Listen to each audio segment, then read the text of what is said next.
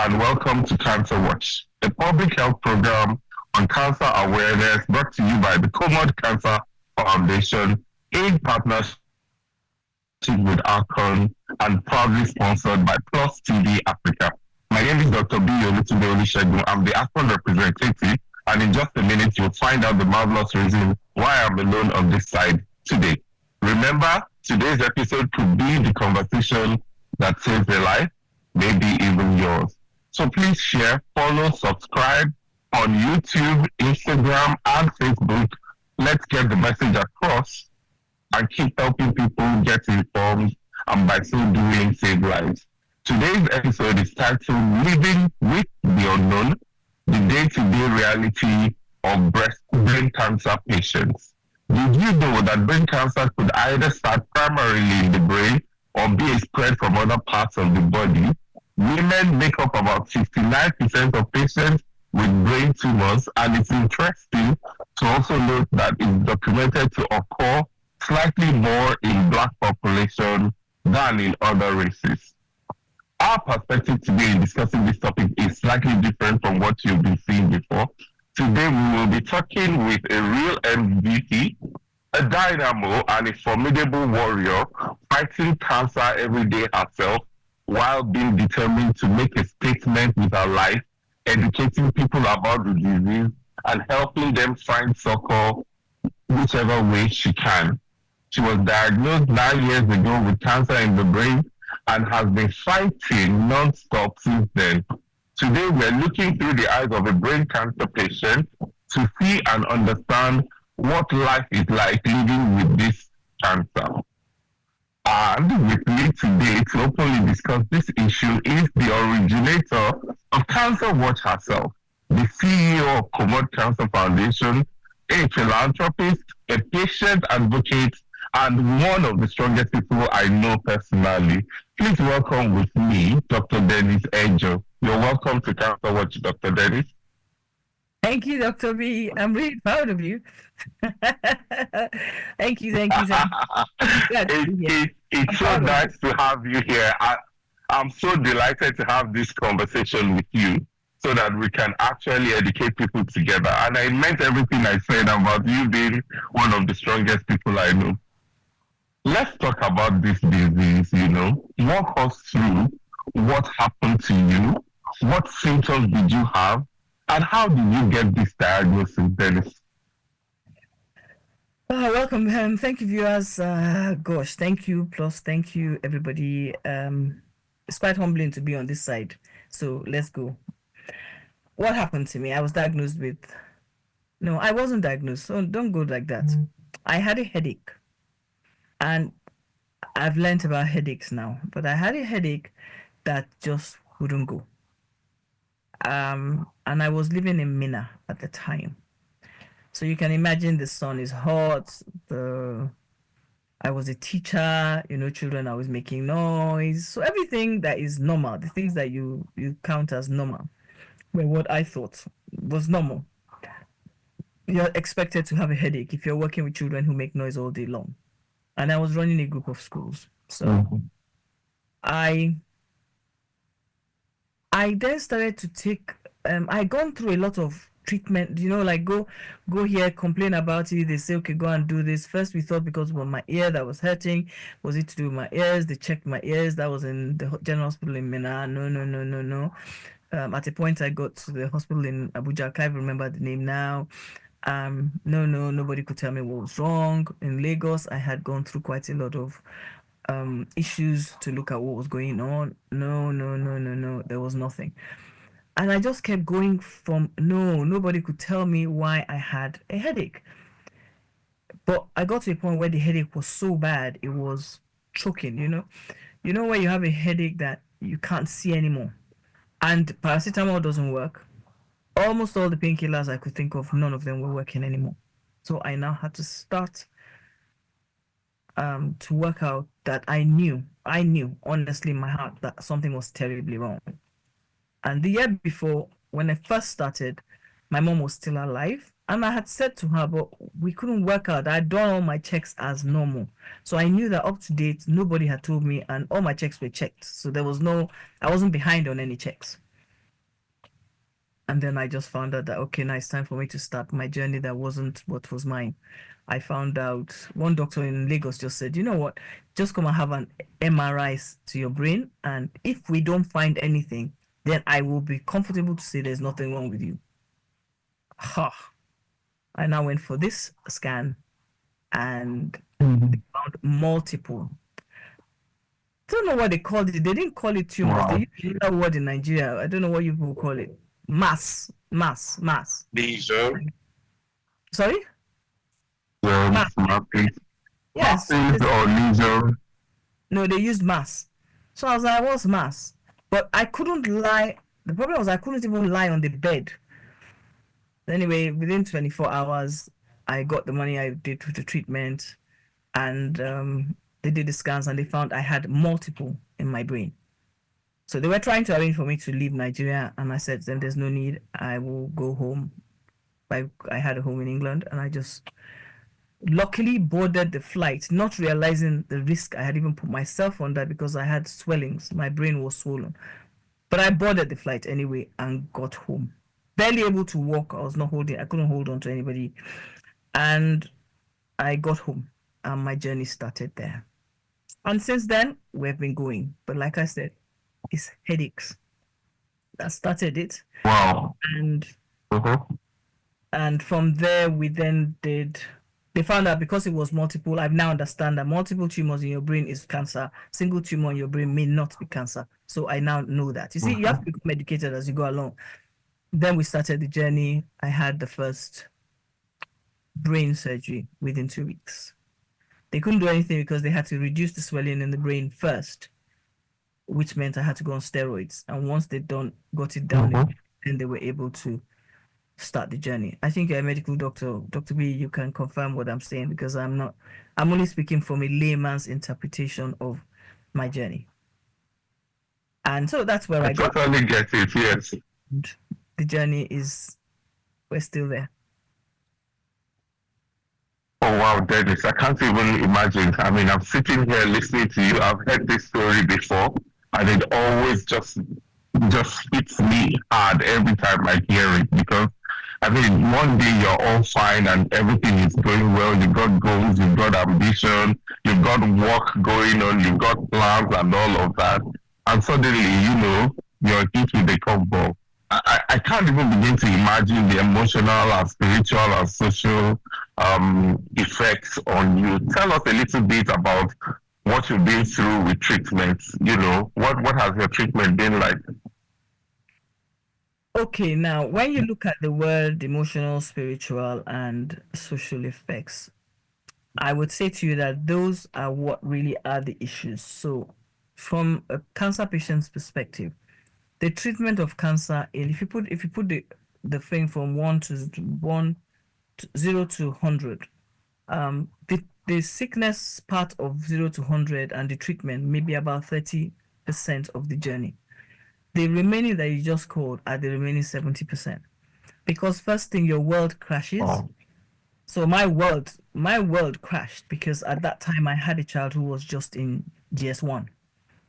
And I'm a single mother. So I didn't know how to go. Luckily, my other two children my youngest was on the other side, was about to graduate. So it was okay. And I thought, how am I going to navigate this? I boarded the flight and I said, do you want to come with me? My youngest one said, do you want to come with me to England? She said, no, I'm not coming with you. I said, okay, fine, you'll go to boarding house. And we sorted that out. And I left Nigeria, thinking I'll be back. I wasn't back till Christmas. And by the time I got back to Nigeria, I had brain surgery, COT, that's a craniotomy, and then I had gamma knife surgery, the one with the helmet, the one with the IOM helmets that they've just shown.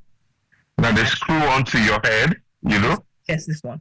Yeah, they screw it. So they screw it 4 places. 1, 2. This is metal, very heavy. 3, 4. I've had that 4 times, and I think the most painful part of that one is when they screw it in because the pain is excruciating.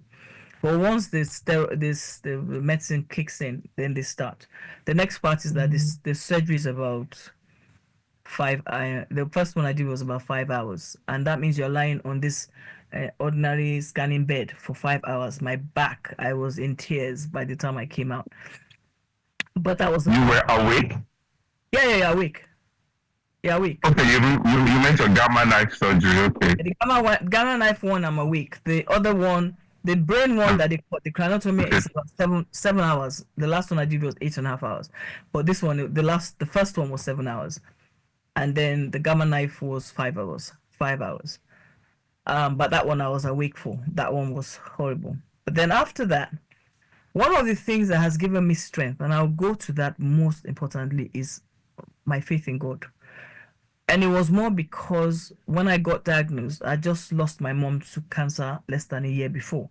So I had gotten to a point where I didn't want to go through this journey and live for 6 months or 1 year. So I said to God, if I am going to live, then tell me what you want me to do with it.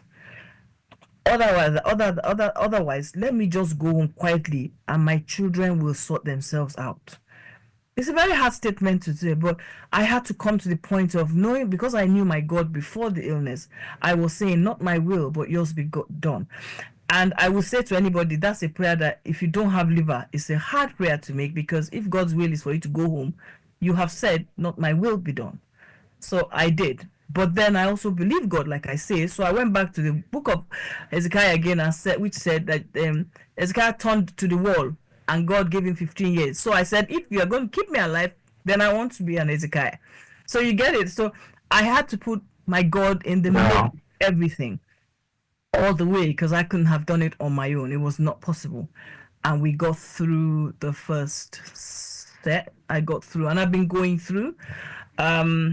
My emotional health has been challenged and is challenged again now as present. I'm not going to sit here and lie about it, because I've got another diagnosis that says I have to have another brain tumor in the next few weeks, another brain surgery in the next few weeks. And that is heartbreaking, because no matter how hard I try, I am still as human as everybody else.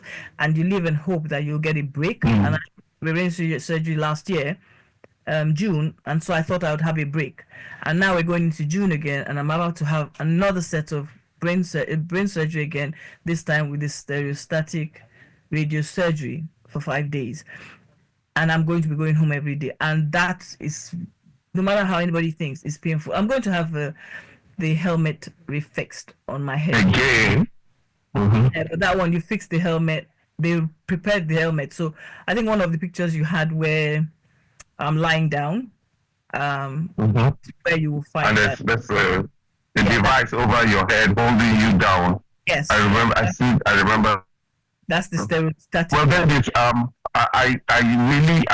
sure that our viewers are sitting in awe of who you are, because you say all these horrifying things, but you say them with a calmness that defy regular reasoning. It's one of the reasons why I keep saying you're one of the strongest people I know. Your journey has definitely been something else, and I want to thank you ahead of for sharing with us, or just for being so formidable. I know you said your mom died of cancer. I'll follow that up, but we're going to just take a short break right now, and I'm urging all of our viewers to just stay with us. We'll be right back in just a minute. See you on the other side.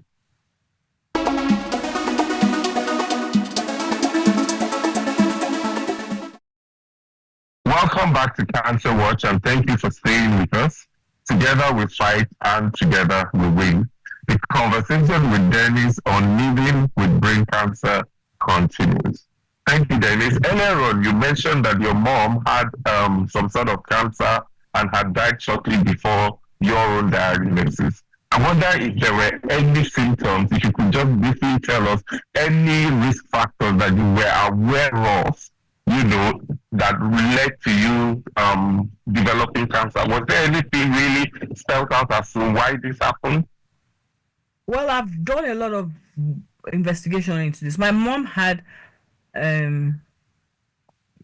My grandmother had lymphoma. Lymphoma, you're right. That's correct. Okay. And my so Hodgkin's and non-Hodgkin's. So one of my grandparents and my mom, both from the same lineage, had that the non-Hodgkin's type cancer. But I don't have that. So it's not, there's no link, there's no relationship. And then when I started this journey, many, many years ago, I had my lymph node removed because I was always having pus under the arm. And I had to ask them to go back and check what they found then, because they would have done a biopsy. And they said my oncology team had gone back to all my history to see if they could have ever found any link that may have helped them to stop me getting where I am. And as far as they're concerned, as of today, they said no. So I am a study even now. I'm a study. So this is interesting. This is really interesting because you see, one big question that's really always coming up in the clinics is, why do you think this happened? Why do you think this happened? And I'm always talking to people about, well, there are risk factors, but sometimes we really can't pinpoint exactly why this is happening. And that maybe the bigger question will be, how do we move forward from this, you know? And I see that you did move forward, but I want to put you on the spot, okay? I'm going to put you on the spot right now and ask you directly. What would it have been like if you had been diagnosed and treated in Nigeria? Do you think the outcome, being alive 9 years after, still fighting, going forward, do you think it would have been the same if you didn't have the opportunity? Now, this is a very heartbreaking question for me to answer because I'll be dead. I would have died 9 years ago.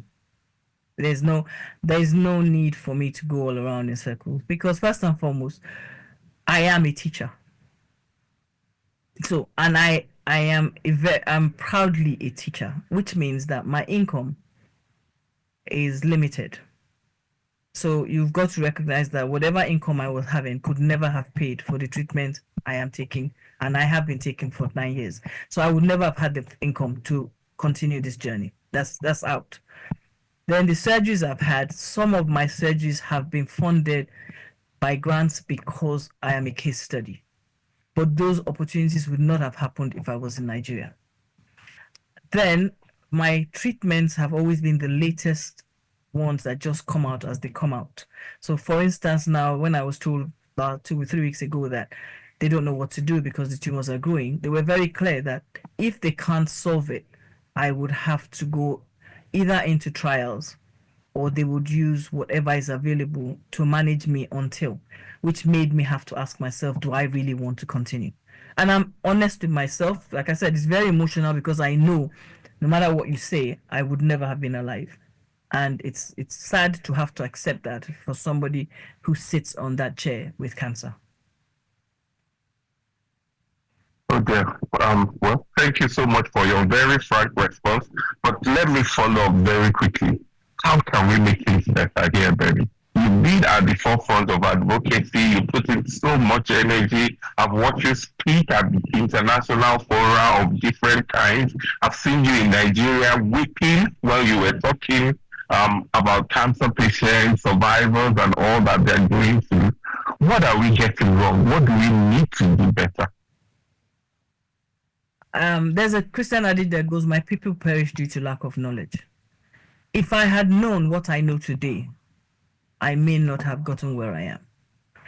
I'm not sure about my particular diagnosis, but as a cancer patient, what I know today, if I had known, I wish I knew that you could get cancer from headache. Let's just be as simple as that. I wish I had known I could have had cancer from a headache, because we're all human, and where, you know, like they say, you have a lump in your breast. You know, when you know you have a lump in your breast, please just check it. Take it. Don't let it get bigger, or don't wait. Don't assume. Because that, I think, is where we're getting it wrong. Advocacy and awareness. If people know what to do and how to get help, we will. I would like Nigeria to make sure that the basic testings that are required for everybody to survive, yearly checks, should, even if it can just be, find a way to make it non-paying, because at least that immediately helps you to not have to pay the bigger price of the cancer treatments. If that makes sense. Does that make sense? You know, so if, for instance, it does. Yeah, yeah, that's what I'm trying to get at. Because if you know that I go for my blood test and my blood test will show that there's an irregularity in the blood, as soon as that is seen, I'm not a medical doctor, I've learned it. If you can see an irregularity, it's best for the doctors to then quickly get that checked, which then means that if you have that HMO, is that HMO they call it? If everybody has that, it's more Mhm. likely that at least more people will be diagnosed of cancer at stage 1 and 2, which then gives us a survival rate for forever as possible, and if not, at least a longer period. Currently, I live on a time Mhm. bomb, and like I say to people that are close to me, I have to start, like, because of the last diagnosis, I had to start saying to myself, you know what if this is the end? What do you want to do, Denise? And I've got certain things that I need to go to make sure I finish, and then I'm ready to go. And that's the truth, because I'm tired. Okay, then. So we need better involvement. The government needs to just get better involved at the end of the day, you know. Symptoms are just being overlooked right, left, and center.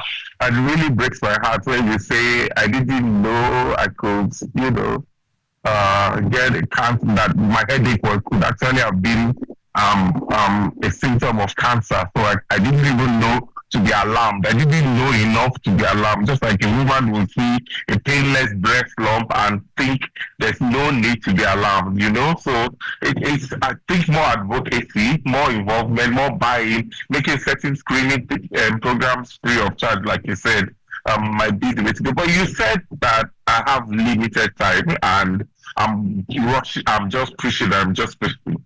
What's your vision? What's the ultimate goal? What's your desire to achieve with your advocacy?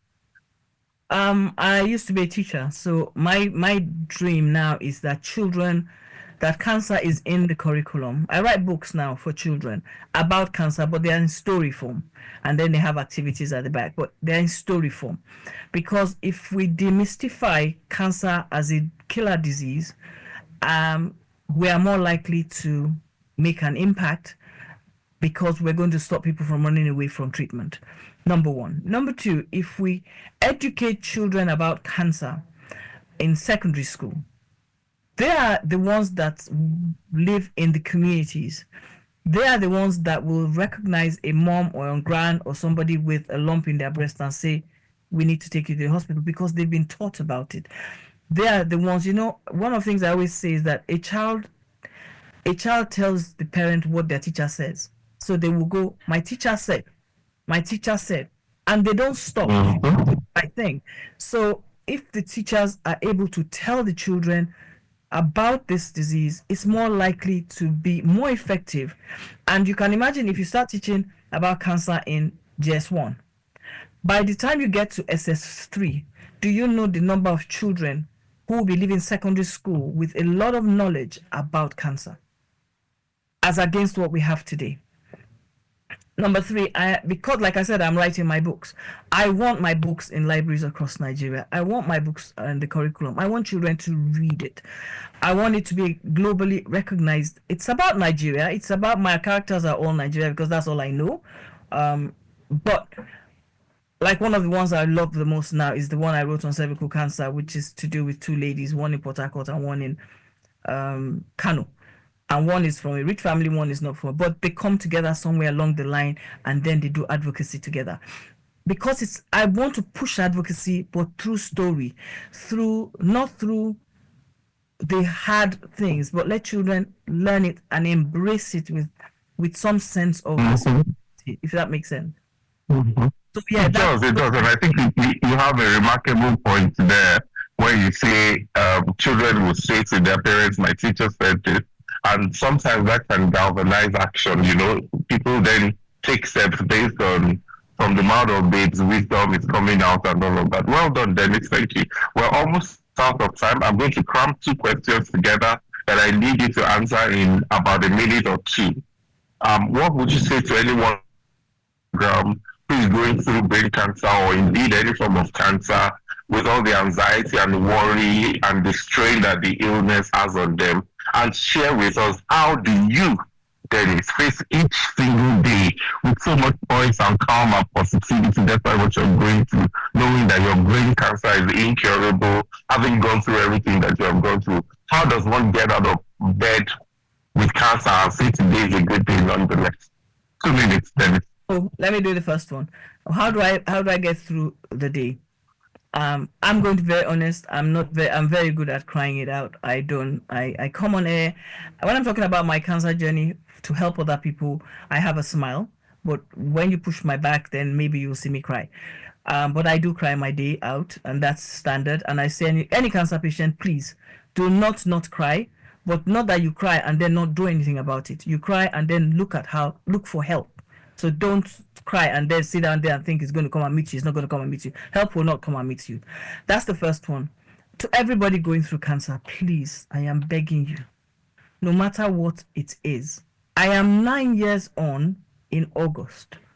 I don't have a prognosis that says I should still be alive today, but I am. And I will continue with the encouragement that I get from a lot of people to fight. And I will say my last thing is the only reason that I think I might be able to go my next step today is because of the connections I now have in the medical world, because everything else has stopped encouraging me now. But I think the doctors that I've met along my cancer watch journey, right, are the ones that are going to be able to help me to see why I should continue treatment. And for that reason, I'm very, very grateful. So to the communities, please remember, we need you.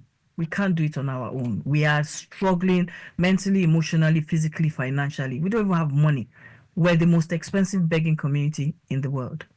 So please, just give us dignity in our times like this. Oh wow. Thank you so much, Dr. Dennis Ejo. You are amazing. And my viewers, today we've just had a very frank, emotional, but really truly educative session with Dr. Dennis Ejo. She has helped us to see how challenging the work of a person diagnosed with cancer, any cancer, and indeed cancer of the brain can be, and how they can keep living a rewarding life, no matter what, no matter where they find themselves, despite the limitations.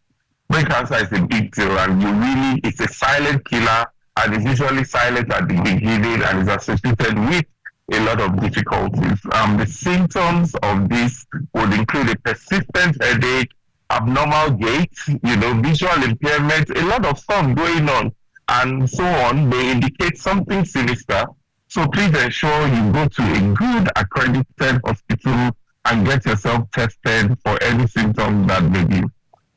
Let's keep this conversation going in our homes, schools, and community, because the more we talk, the more lives we will save.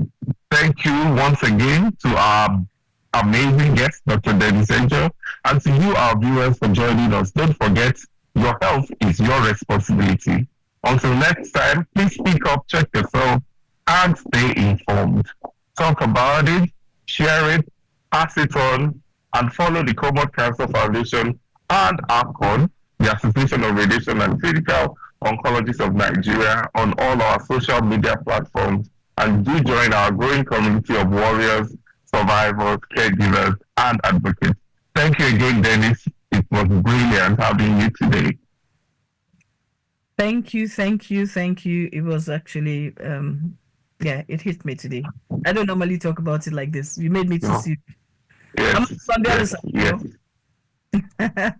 Thank you so much. Join us next week when we'll be talking about diet and cancer. It promises to be exciting. I will be answering a lot of questions. Goodbye, everybody, and thank you for watching. Bye-bye.